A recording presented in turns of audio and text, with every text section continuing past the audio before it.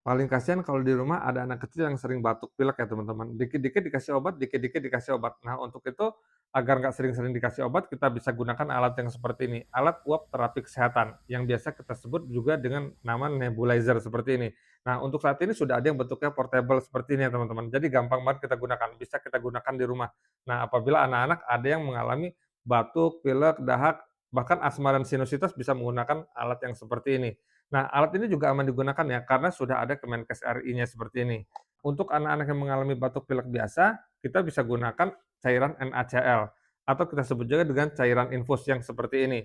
Nah, apabila ada anak-anak yang mengalami asma atau sinusitis, kita rekomendasikan untuk mengikuti anjuran dari dokter ya, obat apa yang bisa dimasukkan ke dalam alat nebus seperti ini.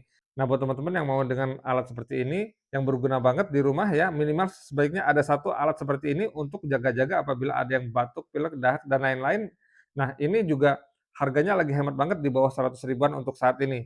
Nah, buat teman-teman yang mau dengan alat seperti ini, kita sudah siapkan linknya di keranjang bawah ini ya.